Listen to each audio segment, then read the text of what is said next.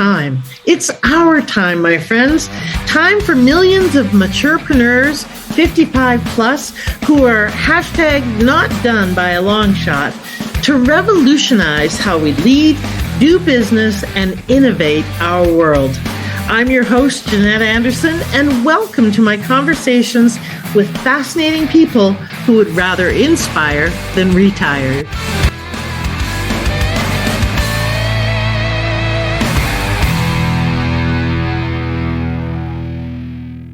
Hello, everybody, and welcome to this episode of the Maturepreneur podcast.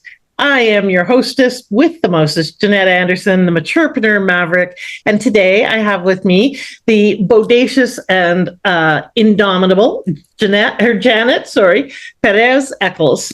So welcome. I'm glad you're here. Thank you, Janet. Wow, I didn't know I had that description. Wow, yeah, you're a bodacious woman, for sure. And where are you calling in from? Orlando, Florida. I know. I love it there. It's such an interesting and weird city. So we're going to be talking today about all sorts of topics around leadership and basically how your journey has made you unshakable, how to lead with strength, purpose, and resilience, of which you are kind of the master of all of those things. So as usual, folks, I'll read you the formal intro, then we'll find out the juicy behind the scenes tidbits, and then we're going to launch into this topic of how you too can increase your resilience in your leadership and your impact. So Janet Perez Eckles is a transformative leader with a 30-year award-winning career in the highly demanding language interpretation industry. Despite the challenges of blindness in a sighted world, Janet has demonstrated unwavering resilience and determination, rising above adversity to lead teams to go beyond limitations. As a result, Janet not only shaped her own career, but also guided others to rise above challenges, proving that resilience and determination are key to unlocking true success. Her insights on empowerment are woven through her five books in 33 Chicken Soup for the Soul titles and hundreds of magazine articles. Her lack of sight does not stop her from traveling across the country and abroad. Her keynotes challenge English and Spanish-speaking business professionals to remove their blindfold and see their new, successful world with everyday resilience. Love that. That's very inspiring. 33 Chicken for the Soup for the Soul books. Yeah. You were a contributor in 33? Yes. My God. When do you start?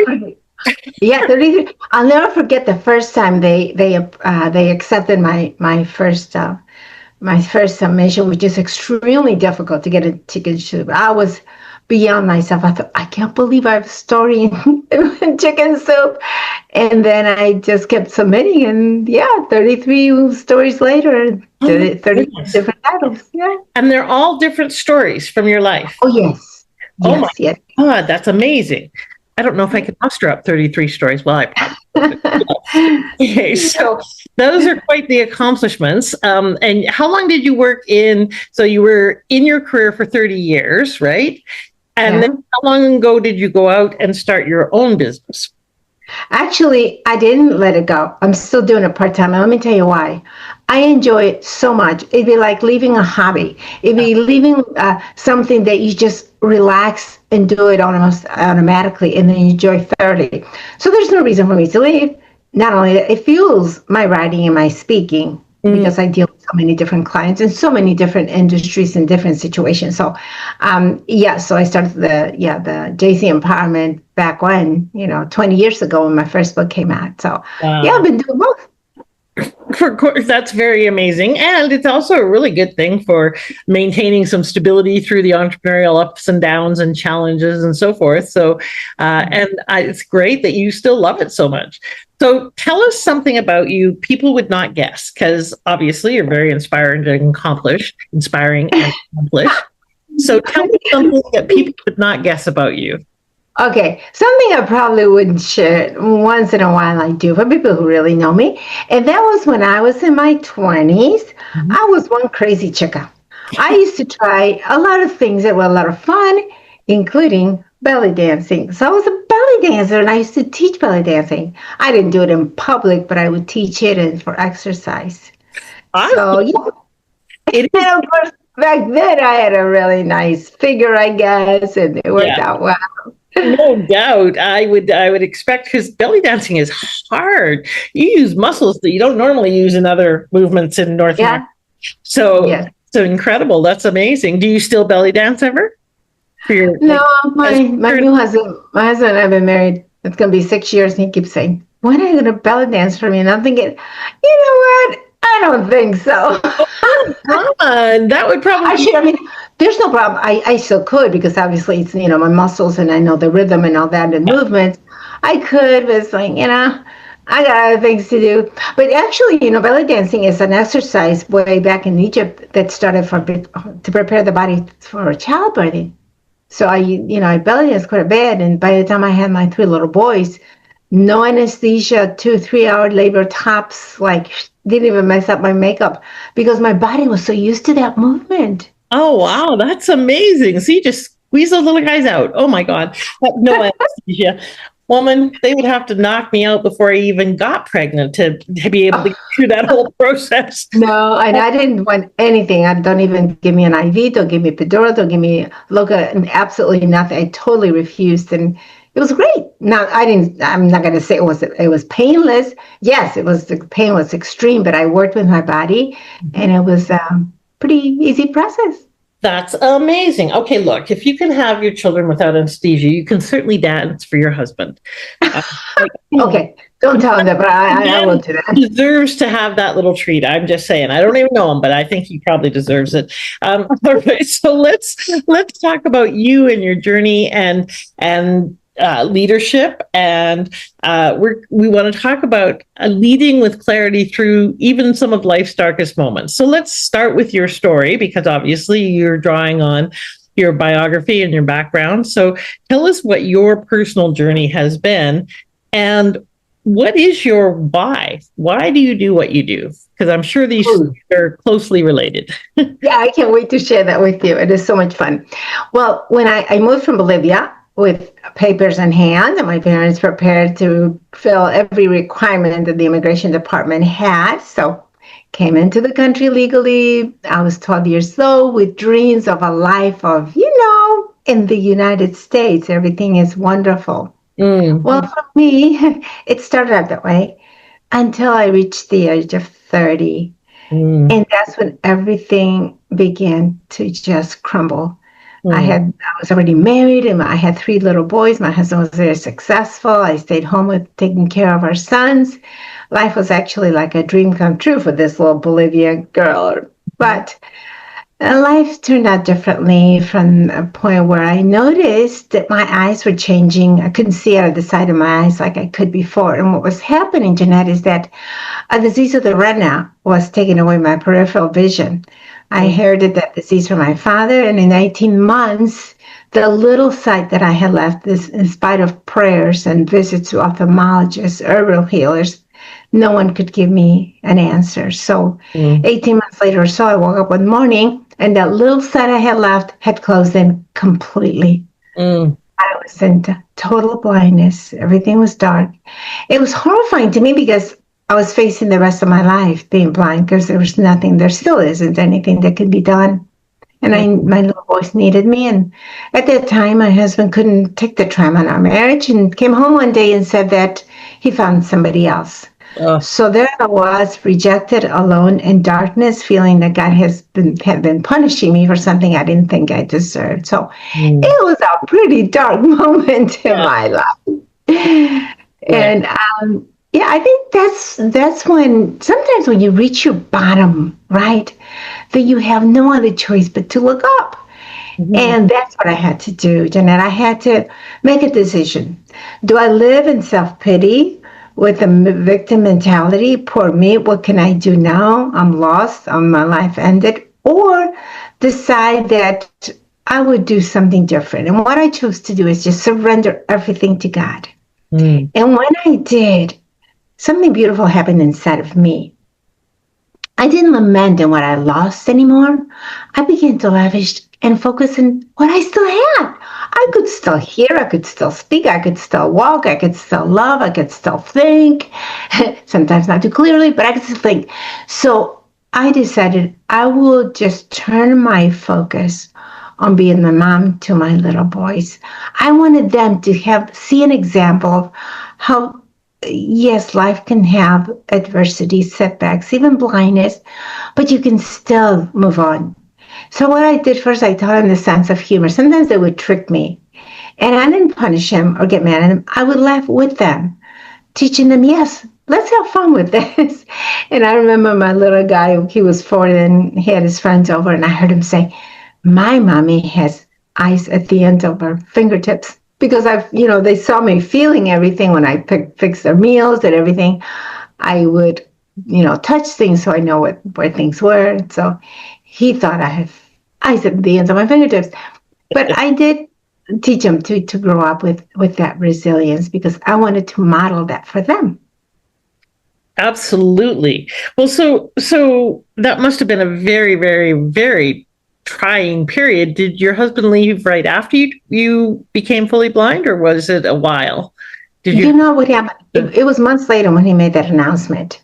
But and it was shocking to me, because you're trusting your husband, who's going to be there to support you, to lift you up, and to be there for you. Not only was he not there, but he was starting a life with someone else. Now he didn't move out, but he would come home late at night, and that was very painful, knowing that he wasn't working. But I focused so much on building my spiritual life, my emotional, focusing, and somebody gave me a Bible and audio, and I just began to listen to it day in, day out.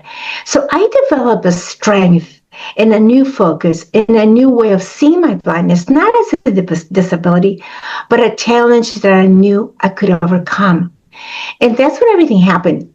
As my thinking changed, so did my words, so did my attitude, my behavior. And I think he noticed that. So one night he came home, and I told him, you don't have to stay with us. I know who I am. I know where my confidence comes from. And you don't have to be feeling obligated to stay with us.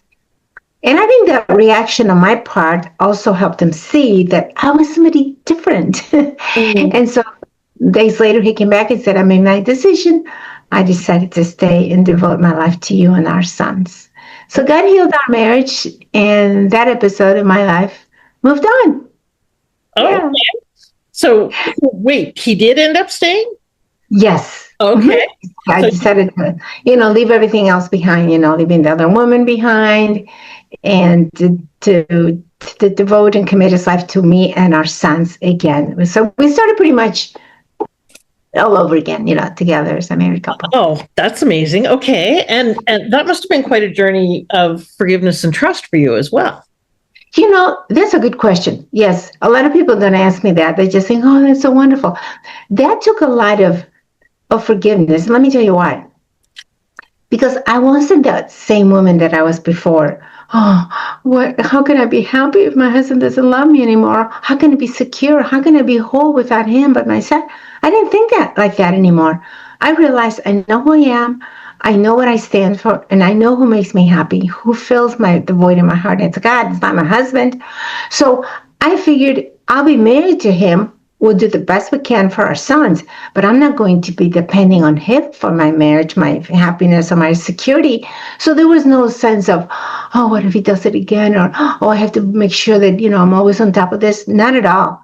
And I think and yes, I forgave him, because I didn't want to hold on to bitterness or resentment. Yeah.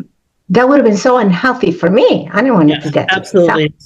It's holding on to resentment and all of that regret and bitterness just poisons you, not the other person. It's like trying to kill them while you drink the poison. Hello, right? So I think your purpose started long before your blindness, though, because even your story of coming to a new country as a 12-year-old, so that must have been a very challenging time. You left all your friends behind. You came to a new culture. How was your English when you got here? Did you speak English well? Well, that's an excellent analogy and comparison, because when I moved here, I didn't know a word of English. And my father said, You have to go to school. That's the only place you can learn. And then back then in 64, there was no ESL. There was no interpreter. There were no teachers who spoke Spanish. I was on my own, and it was horrifying.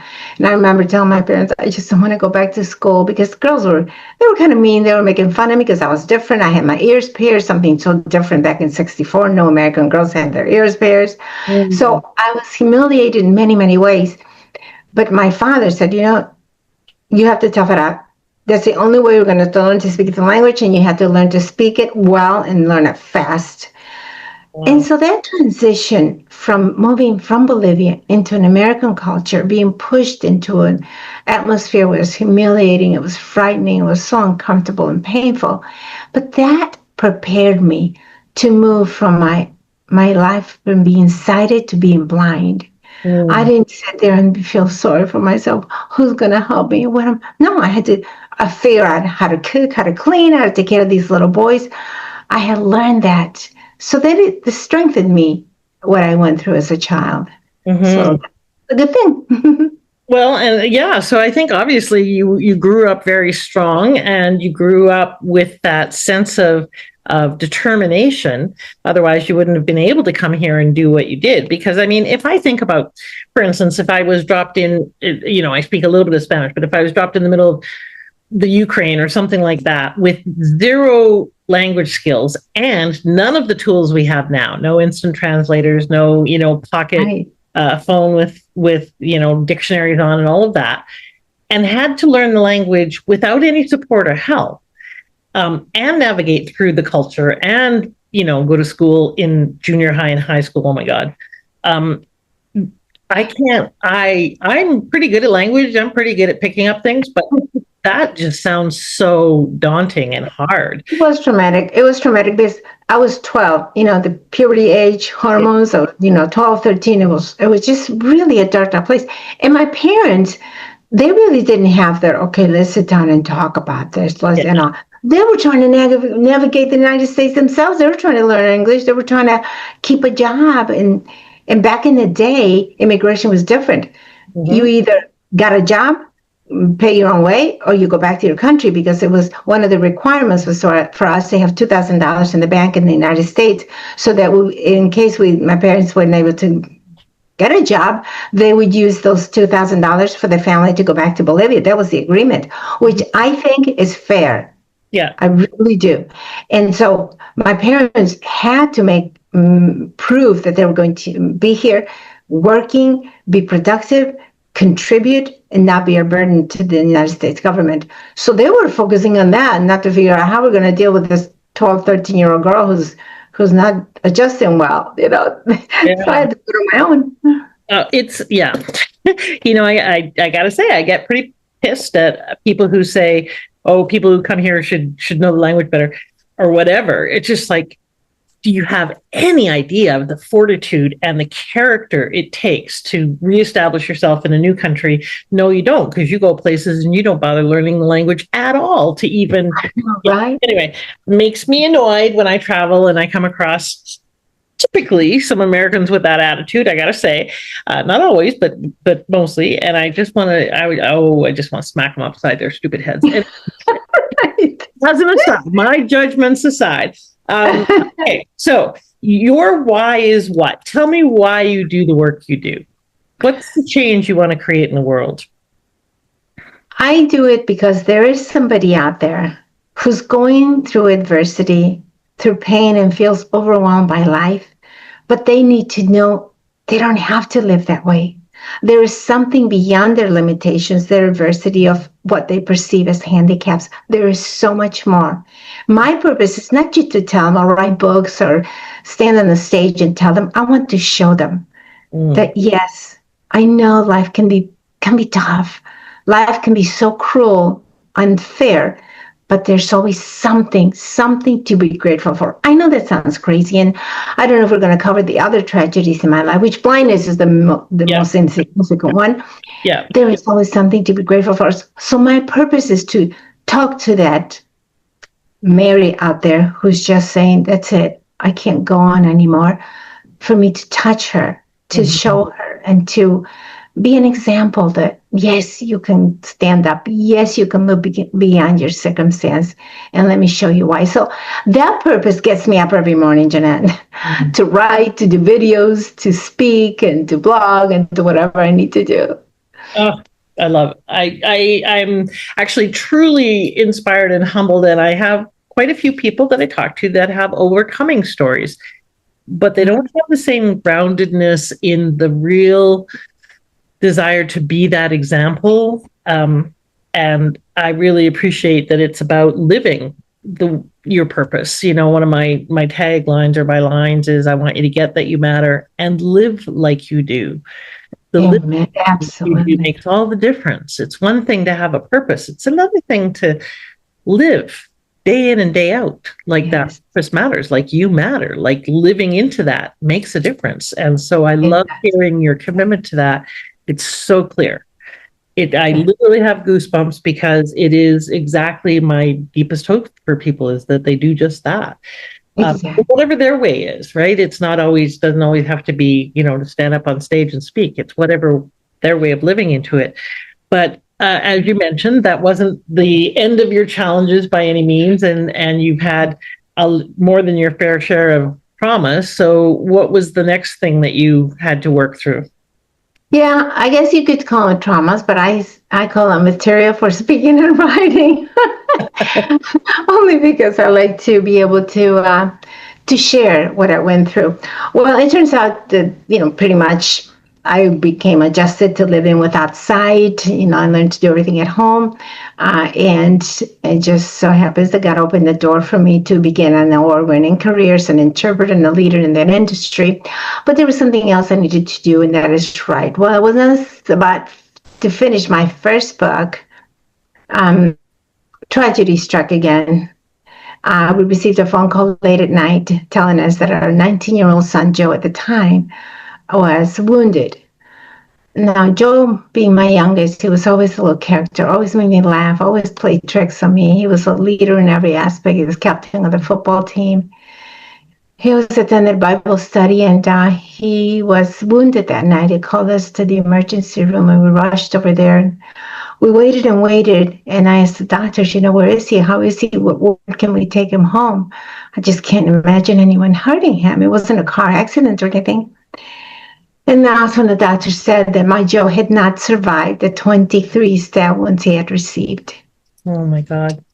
I couldn't breathe from the pain. My world crumbled. You know, I didn't go hysterical. What I did is just ask why. You know, I asked God, why would you allow this to happen? You know, my son, he was at the wrong place at the wrong time. A man was armed with a knife. My son didn't know. And it was just a horrible, confusing time for me. And I remember the nurses pressing a pill in the palm of my hand saying, ma'am, take this. Because I think they thought any moment now I would go hysterical. But I didn't do that. Because remember, I had done many years ago is, you know, listen to the Bible day in and day out. And so I drew my strength from God's word. And I remember reading that God would give me the peace that I needed. And it would comfort me. So I hung on to that truth. And that's exactly what happened. Night after night, not believing my Joe wasn't with us any longer. As horrifying as that thought was, I began to be grateful for the moments that I had with them. His laughter, his embrace, his achievements, and knowing that I'll see him again. So that turned out to be a gratitude gesture for me, because I had Joe for 19 years. It was a gift. It was a treasure. So that sorrow in many ways turned to gratitude for having had him with me as my son to raise and to enjoy those 19 years. So now, of course, in that travel and my speaking and my writing, I want to be living proof that yes, tragedy can be so devastating. It can be even life-changing to where you think you will never breathe again. You will never be able to be happy or have joy again. But I want to tell them that yes, there is. There is a point when you decide, I will rise above that tragedy. I will have what I need to have to take one more step toward that purpose, to help somebody. Because you see, Jeanette, I'm not the only man who lost a child. I'm not the only parent who suffered a tragedy like that. There are many others who need that encouragement, who need that inspiration, who need that path. Let me show you how you begin to lift into healing. Yes, you'll be able to laugh again. Yes, you'll be able to have joy once again. The purpose continues, right? Right, exactly. Well, and I am so sorry that that happened. As much as it became, something you're grateful for, I'm also pretty sure that it's not something you would want to have happen again or to have happened No, in the Mom. place. Right. But tell me, how did your relationship with God weather that? Because I'm sure there have been moments where you've had crises of faith, and your first inclination was to say, why God? I know lots of people, myself included, who have gone through walks of faith and at times get really pissed off at God and or really doubt that there is a God based on our, framing of it. So how did that impact your walk of faith? I like that question because that is so real. And it's part of our human nature to wonder why. And, to even question, God, are you really there? If you were there, this shouldn't have happened. Mm-hmm. If I believe in you, why did this happen? What is your promise about having that abundant life and having the joy when your child is murdered in such a tragic way? And let me give you an answer by telling you the next episode, because I think it's going to make more sense. A year after my Joe was killed, the man responsible was to be tried in the court of law. And at the end of the third day, by the way, those 3 days were excruciatingly painful for me because I had to listen to the medical forensic describe every one of those stab wounds, which was just horrifying to me, including the one that went to his heart. And then the end of the third day, the jury was ready with the verdict. We stood to our feet, and I thought, finally, we're going to see justice.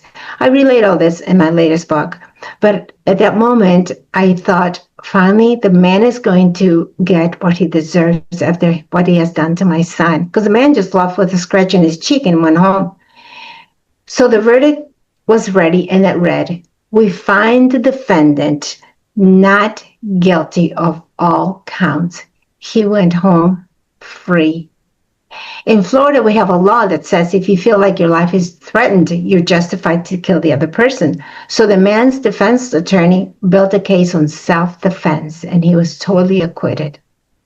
Now, to go back to your question, how do you react to that? I had a conversation with God.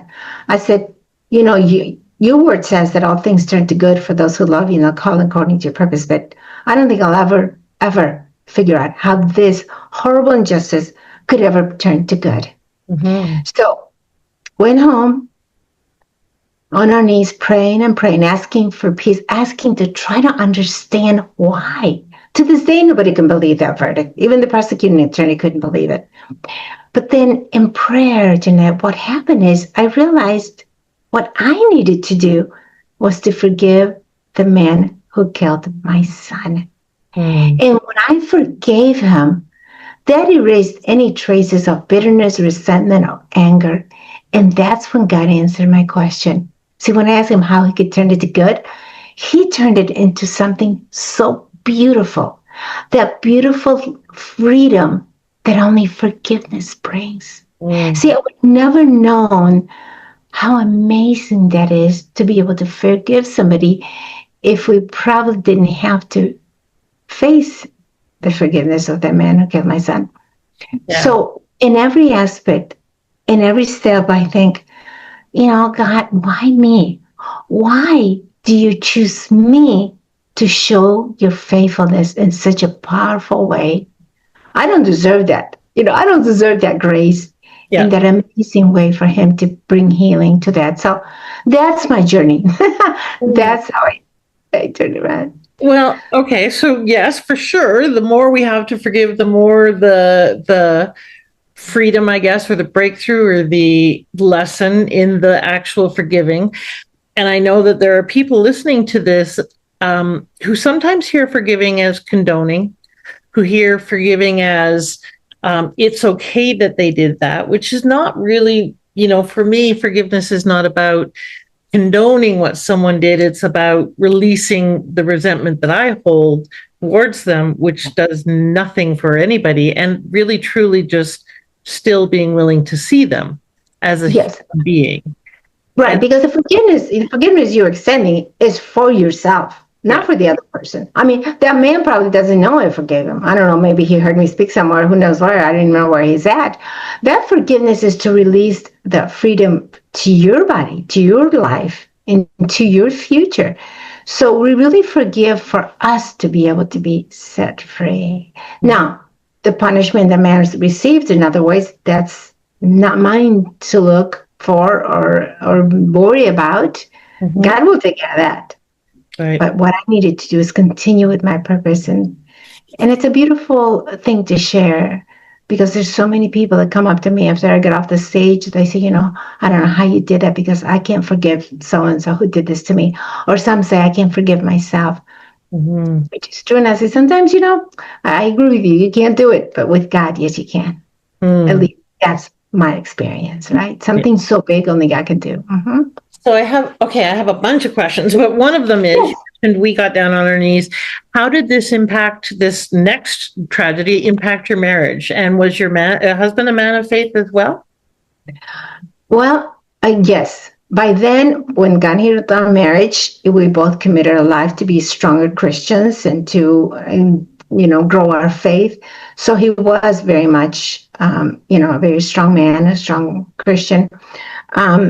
There was another episode in our marriage later on, which kind of showed me a different side of him. But up to that point where we had to face the acquittal of the man, yes, he was. And he agreed also. He also forgave the man who killed our son. Okay. So you weren't going through it alone. He did have your back, and he was with you on the journey. Oh, yes, definitely. Yeah, that journey, we both were together, and we both had to work on calming our other two sons, because they were very angry. They wanted to take the vengeance. So, yeah, my husband and I worked together on that. Yeah, absolutely. I can understand that. So when one of the questions I have is, when we're on the other side of this process and this journey, and we make it sound like it was relatively easy and relatively quick, and sometimes people hear that and they think that they should get to that stage as fast as possible, that if their faith is strong or if they're good people, they'll get to that as fast as possible. And they do what I call spiritual bypassing.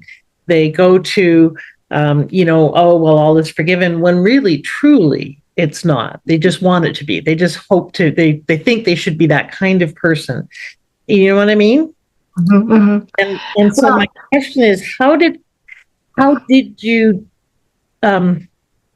get through the parts where you were angry and you were in pain and you were not functional? And I know God gives you strength, but what were some of the practical steps and things that you did that helped you get through all of that? Well, I really opened my heart to every one of those emotions and moments of, sleepless nights. In my book, it's a very raw book, and I think that's probably why I got an award, or 2 awards actually up to now, because I really do share, Jeanette, moment by moment. I shared the nights where I couldn't sleep, just wondering, just begging for peace. But every time I didn't wallow in that sorrow. I knew that I knew myself, out of desperation, where those answers would be. I would put on my headset, and by then I had memorized a lot of Bible verses. I could relate them to you, and they have such power in me, in my heart, and in my thinking, that it was a process of me facing that emotion, facing that possible anger, but turning it around with the power of God's word. You see, I am not strong enough. I don't have enough wisdom on my own. I don't have that emotional stability by myself. But I do have that power that's greater than my pain, that's greater than my outlook or those negative and harmful emotions. And that is the power of God's word. I would just speak it. I would repeat it. And I had to do that once, No, twice? Absolutely not. Night after night, week after week. See, that became my source of strength. It's almost like you're just hungry. You've been starved. Maybe you're stranded on an island for weeks, and you just would eat anything. You would just hunger for something so badly. That's what it was with me. Mm. So when you hunger for something, you just devour it every moment of the day, every bite, right? Yeah. And in essence, in a practical, logistic sense, that's what I had to do. Wow. I didn't go through counseling. I didn't go through things like share or my pastor or anyone. I had the greatest counselor, and that was the Lord through His Word.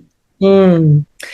That's amazing. So you now do a lot of work with leaders and helping them figure out how to create more clarity in their leadership and depth in their leadership. How do you work with leaders to get through those dark moments and show up and be the people they need to be, especially if they're not necessarily people of faith? What are some of the Okay, yes. advice them? Yes, and that is something that my focus has been turned to in the last years or so, because I see that there's something going on in our country, in our culture, in our society, and as you well know, fear, anxiety, depression, and even suicide is the highest it's ever been. Mhm. And that doesn't exclude the business world. That doesn't include leaders and professionals in any industry, whether it be insurance, finances, health, sales. They all have that same denominator, which they're living with so much stress, so much fear, anxiety, feeling overwhelmed, taking medications just to get through. So I figured if I could just address that, not so much sharing, let me tell you what I did, my own traumatic episodes, but let me show you what you do when you fear that, when you worked so hard and that client went with somebody else, with the competition, or you see that rejection for the 100th time after you worked and the numbers aren't where they should be. How do you deal with that? How do you keep on going? So what I do is I teach the power of resilience, and I use the acronym NEXT, and that's very powerful. Next, with each of those letters, stand N is you name the situation, name the obstacle, name the circumstance that's bringing you down and causing you to just halt and go down into your negative emotions. Name it. Okay, I lost that sale, or the company didn't meet the quota. Name it. You understand it. You know the problem. You know the obstacle. E is for exit that room of discouragement. Don't go there. Because as human beings, what we tend to do is, I didn't get that speaking engagement, or my book was rejected by another publisher, or the company, we have to lay off again. We have to reorganize. We're not meeting sales quotas. You can start down that discouragement path, but you need to get out of it. You need to exit it immediately. Because when you do, then you go to the next letter, which is the X. And the X stands for examine. Take an x-ray of your purpose. What is your goal? What is your why? Focus on that. If you focus on what gives you that incentive, the motivation to do what you're doing, focus on that. Do it better. And when you do, then those circumstances of what didn't go right, where you failed, what didn't work out the way you wanted, takes a secondary priority. Your first priority is, okay, I'm here to move the company forward. I'm here to lead my groups. What am I going to do to be able to convey that to them? What am I going to do to show them? And what is it that they're going to see in me that they need to learn to keep the company moving forward? Which takes us to the next letter, which is the letter T, which means take action. Okay, let's have a board meeting. What are we going to do? What is our next step? Let's, brainstorm. We're not going to look back. We're going to look at the numbers. We're going to look at the situation, and we're going to talk about what is our next step. When you look at the next step, there's always something that comes up. And so many times you see examples, like in 2008 when the economy went under, so many companies were closing, but some thrived. They began to increase their income, increase their revenue. Their success went higher than ever. Why? Because they focused on the next step. Or is everybody saying, what are we going to do now? Okay, we have to do this. They said, nope, this is our next step. So that is my next that I teach executives, I teach business leaders. Yes, and I do share how I learned my next, right? You lose your sight. You're completely blind. For me, next, you see, what are you going to do with that blindness? How are you going to overcome? What can you do? What do you still have? What is it that your creative mind can do? What steps can you take? Who can you touch in your realm of influence that you can help? You see, next. I love a good processing framework and a great acronym. That's awesome. It's got some real wisdom in there. And part of what I hear as well is kind of behind all of this, and that you've modeled throughout, is that there's a tremendous power in asking better questions and telling better stories, because we're making it all up. So we might as well tell a better version of this rather than the version that doesn't support us. So that's your point number 2 is exit the room of discouragement and look at it from a different perspective. Tell a better story about that. How can this be turned to good? How can we focus on what we can do and work? And I really love the first step of name the situation. It's really about getting present with what is without sticking our head in the sand, really being honest about here's the situation, here's what is, and probably without judgment, meaning just getting really clear on the story without defensiveness and judgment or whatever may be coming up with that, but to just get clear. It's a really great toolkit for anyone to use in just getting clear, present, and in action around what's going on. So I think it's brilliant.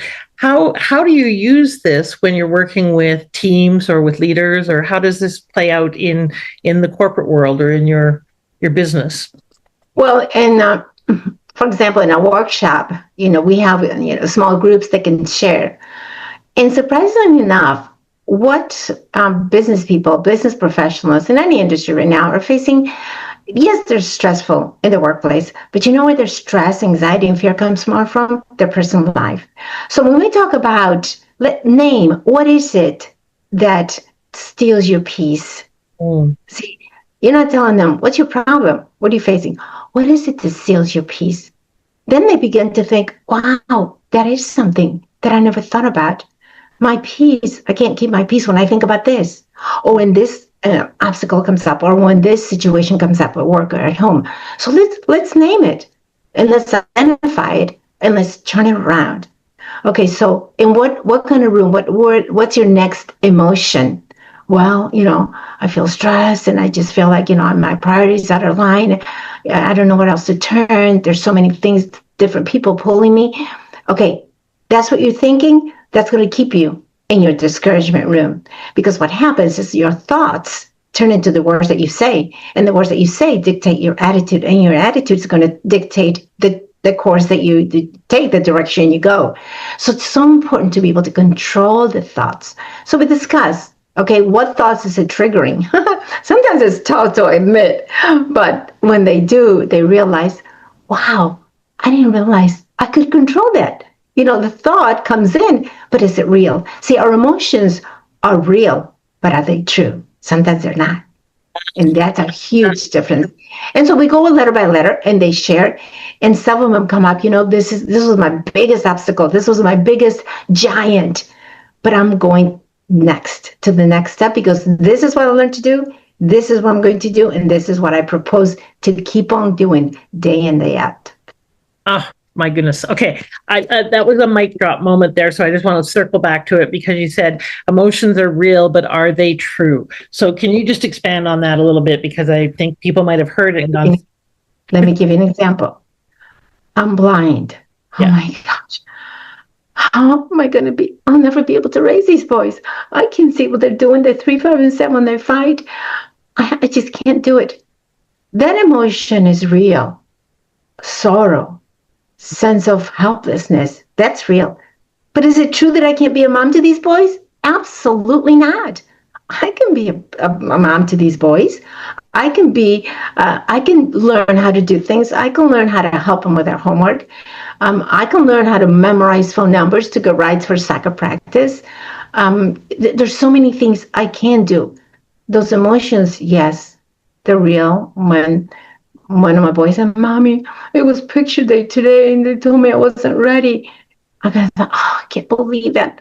I didn't think to look in his book bag for that note. Oh my gosh, that's horrible, horrible, Mom. No, I sit down and tell him, Mommy can make mistakes. You see, those dumb mom, inefficient, they're not true. Yeah. So that's how you differentiate the truth from reality. We're all a bundle of emotions as human beings, but let's discern, is that really true what you're feeling, right? Exactly. And how you're framing it and what you're calling it. I love that. So how did you get into your business, your speaking and your work in corporations? What was your leap moment? How did you do that? Oh, that was an interesting transition. After my first book came out, I started receiving invitations to share my story. And I thought, it's one thing to sit there in the privacy of my room using the computer that I do that reads me the screen, and, writing my story. But to tell it in front of people, how am I going to say, what will I say? It was uncomfortable. But they insisted, come on, Janet, you really need to come and share with us. Started in a small group at a church, actually, is where it started. And I thought, okay, I did my best. And you know what happened? This lady came up to me and she said, she was the wife of one of the pastors. She said, my husband told me he's going to divorce me. And I am beyond myself, but you just gave me hope. So that was a message to me that maybe my story has some merit. That's where it all began. And pretty soon, I wrote my second book. I started getting invitations from other places in the country. Then it went international. I was doing conferences in different countries, 9 in total. And to all those, I traveled by myself using my white cane. And it was the most adventurous thing for me to do, is travel by myself, unable to see. It didn't matter. So that's when it began to really flourish. And then when I started getting invitations I remember one time this entity, the Florida healthcare underwriters called me and they said they heard my story and the governor had backed down and they wanted me to keynote their event. And I thought, what will I ever say to these underwriters? I don't know anything about underwriting in the healthcare industry. But I accepted that. And the feedback that I got was really revealing to me that a lot of people just need to be shown how to live day to day with that vibrant, with that joy, no matter what happens, with that sense of triumph and victory. Face those challenges knowing they're there, but boy, having that passion to overcome them. And so that's pretty much where I began, speaking. And I did more faith-based, but now I'm hoping to expand more and more to different corporate events and different teams, and more than anything in real estate, because I think that's an industry that is so much dependent on the economy, and emotions can run all over the place. So they need inspiration and motivation. Exactly. Well, and that's the case for pretty much everybody. There's a lot of question marks in the market right now, but that doesn't mean that we don't go forward, because if you wait for everything to be perfect, then you'll never follow your dreams. You'll never make the difference that you can make. So I want to just I could talk to you forever, Janet, because not only are you inspiring, which I know you get a lot, but you've also really done the work to break this down into what are the things that can help other people? What are some practical tools? What are some way people can shift how they're looking at things to make a difference in their leadership and in the difference that they make in the world? I know I can hear, because I sometimes hear my audience in my head. I can hear some of them saying, well, you've got this amazing dramatic story, and I don't have a dramatic story like that, so I can't really be all that inspiring, or I can't lead, or I can't make a difference like she does, because my story is not as big or as dramatic, or I haven't overcome as much. What would you say to them? First of all, I would go next. Okay, you're thinking you don't have something, but all of us have something that someone else can identify with. So yes, so you're having that maybe insecurity, you're feeling that you don't have what it takes, but you need to name it. Yes, you do. And if you think about it, it will come. You'll realize that someone said something to you about that. Or you can have someone in your life who's going through something like that, some member of your family. You can develop, a message on that. Next, of course, exit the room of discouragement, because you may be thinking, well, I really want to be a speaker. I really want to be an author, but I don't have a dramatic, triumph. Get out of there. That's not where you belong. You belong, the next is extra your purpose. What is your purpose? If inside of you there's that passion, no matter how old you are, it doesn't matter. If there's a passion in there to be able to make a difference somehow, some way, there is going to be an opportunity. And let me tell you, there's the way to get out of discouragement or the boo-hoo, poor me, is to reach out and help somebody, make a difference. And I know that you will. So if that's your purpose, it will happen. So go ahead. The T is take the next step. Look and see what can you make a difference in your family, in your neighborhood, in your circle of friends, where you work. Do something kind, do something different. Put a smile in someone's face. That could be huge. That smile on that person's face could be what they need, maybe keep them from taking their life. And that has happened. There are people out there who wear a smile, but inside they're dying. They want to end it all. But if you reach out to them, not because you have a great story, but because you took the time to smile and to just say a kind word, that could even save a life. So I would say go for it. Yeah, beautiful summary of that. And I hope you all really heard that last section. As you're talking, I'm thinking, okay, this is going to make several really good video shorts, and I'm going to play them again and again and again so people hear that, because we sometimes think that we have to do big things to make a big difference, and we don't. Sometimes it's as simple as listening to someone or pausing long enough to actually check in and say, how are you? Especially as we get older, we get more isolated, and 1 in 3 people really struggles with mental health issues as they get older, especially if they're quote unquote retired. They really struggle with lack of meaning. So just checking in with people, and not at a surface level, but really asking and really caring, can truly make a huge amount of difference in the world. It's not always about the grandiose. It's often just about being human with another human being that makes Absolutely. And so thank you for underscoring that and reminding us of that. You have a gift for people. It's a copy of your ebook called Contagious Courage, Your 30-Day Journey to Overcoming Stress and Anxiety. And so we've got a link to the vault where you can go and get this ebook from Janet. And I highly encourage you, where can they get your other books? From Amazon or from your website? Where's the best place to go? Yes, they're all available on Amazon or from my website. Yeah, if they visit me at my website, which is inspirationforyou.com, or you can go to easier is giftfromjanet.com. See how simple? Then you get the gift there, and you'll be able to sign up for my free inspirational newsletter. It will be connected, and I can pray for you, give you tips and videos, inspirational thoughts. So we'll be connected that way. That would be wonderful to do that.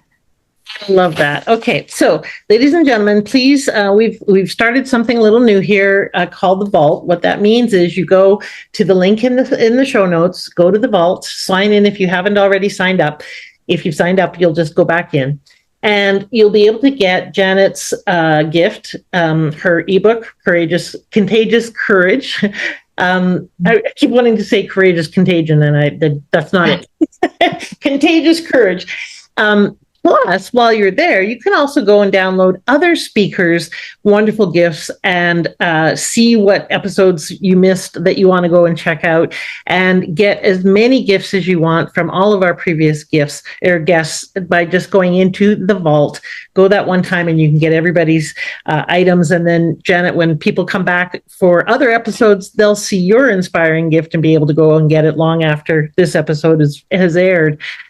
So please do go and check out the Vault, everybody. Register and go and get Janet's ebook. And I highly recommend her books. I know I'm going to go and get at least one, if not more.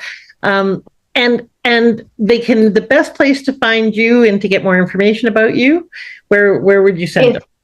They would just go to giftfromjanet.com and they'll be able to contact me there. Is that better than your janetperezeckles.com? They all have different names, same website where you can connect with me. Okay. So it's a little hard to remember my full name, janetperezeckles.com. So I have other domains that take you to the very same place. Okay. And I was going to say, are your books under all three names or just Janet? Yes, under all three names. Yes, because since I also tap into the Hispanic community. Most of my books are in Spanish. All my keynotes are in Spanish. So I have the Perez in there too. Okay. That makes lots of sense. All right. And of course, you can go and find out about having Janet. It's hard for me to say Janet because I get called Janet all the time instead of Jeanette. Oh. So I'm like, no, her name is actually Janet. You can also go and check out information about hiring Janet to come and speak to your organization as well on that website, which of course, as you can see, would be a very inspiring and educational study. So what's one last piece of advice you'd like to give to people? If there's people out there who might be thinking about their dream, their next steps, and they're having some difficulty coming up with the courage, I know you would say next. And what's one last piece of advice that you'd like to give them? I like it when hosts ask me that question because my answer always is develop an attitude of gratitude. That sounds so simple, but it can be life-changing. For me, I don't wake up thinking, oh my goodness, where's the bathroom? How am I going to find it? I wake up thinking, thank you, God, that I have one more day to be able to inspire somebody. I know there are going to be challenges, but I thank you because you will resolve them. There is always, no matter how tragic life can be, there is always something to be grateful for. There have been physiological tests done where they found that if they have people just sit down and make a list for 5 minutes of all the things they're grateful for, their blood pressure goes down, the muscles relax, breathing becomes more rhythmic, their attitude changes, they actually live longer. Gratitude is just, and I've done that so many times in my travels. As I told you, I traveled to other countries by myself. There have been some glitches. There's some things that should never happen. But you know what I do? I just start thinking, and everything works out just fine. Well, yeah, absolutely. And I think, well, I meant to ask you this before, and don't do this if you're a host. Don't wrap the show and then ask another question. But it's so important because it really occurred to me when you were talking about traveling alone. I travel alone too, but I don't have the same challenges you do. One of the things that I know is that we don't do as well if we don't call in support. And so I know you rely heavily on God, but what's your journey been in terms of like all of the things you've gone through of being able to call in and accept support? How big a role has that played in your success? Oh, I don't think twice about asking for support and for help. When I travel, I call the airline and request an escort to help me from the plane to navigate through the airport to the exit of the airport to find the person who's picking me up.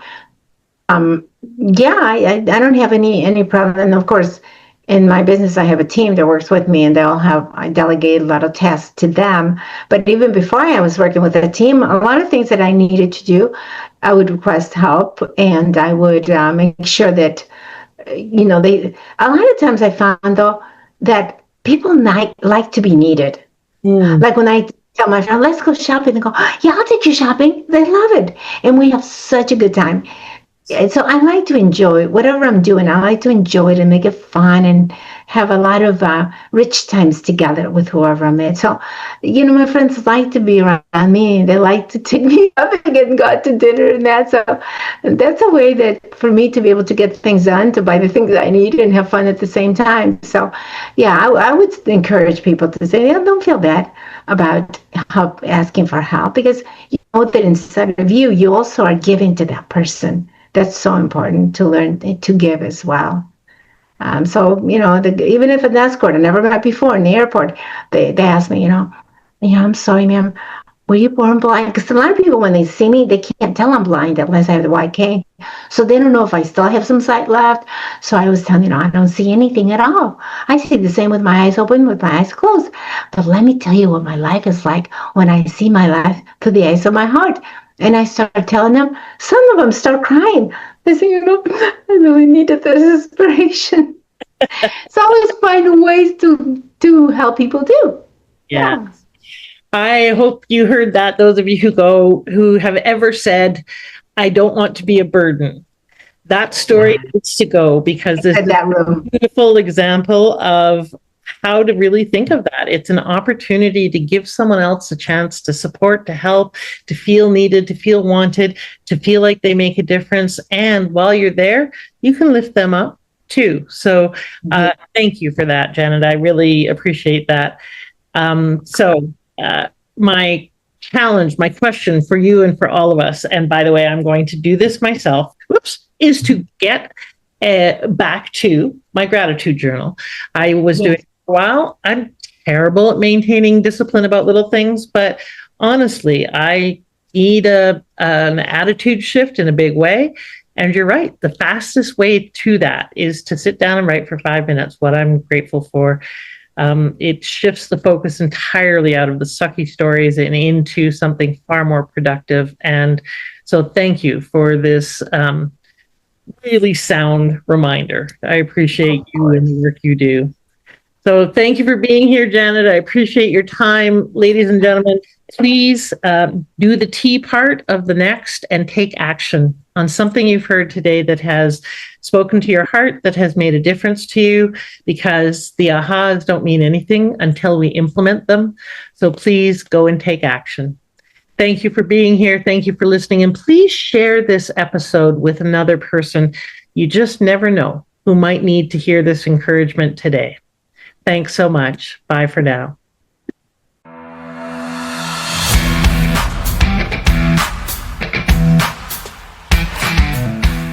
Thank you for listening. I'd love it if you left a comment and subscribed. And I encourage you to apply one aha from this interview right away so you can turn your wisdom into wealth and your contribution into positive change. Bye for now.